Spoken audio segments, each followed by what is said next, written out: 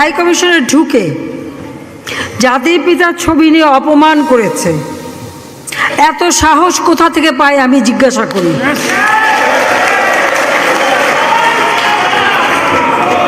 আমি জানি না আমাদের হাই কমিশনে এখন কারা বসেছিল এবং তারা সেখানে কিছুই করতে পারলো না কেন, সেটাও বড় প্রশ্ন।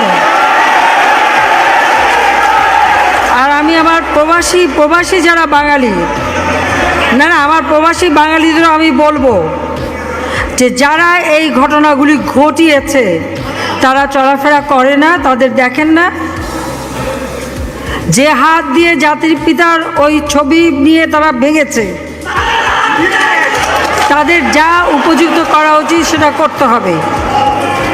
কারণ জাতির পিতার নাম মুছে ফেলার চেষ্টা করা হয়েছিল, তো তারিখ যেহেতু দূরের কথা, ওর বাপ তো চেষ্টা করেছিল এই নাম মুছতে, ওর বাপও চেষ্টা করেছে, মাও চেষ্টা করেছে। তারা কি পেয়েছে নাম মুছতে? পারে নাই। ইতিহাস কখনো কেউ চাপা দিতে পারে না। আর জাতির পিতা তার 7 মার্চে ভাষণে বলে গেছে যে বাঙালিকে কেউ দাবায় রাখতে পারবে না, পারে নাই দাবায় রাখতে।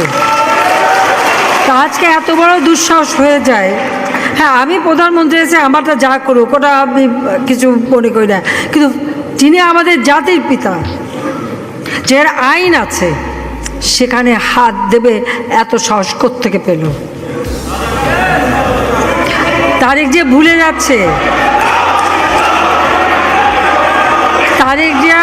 যাচ্ছে যে তার মা দুর্নীতি করে জেলে গেছে,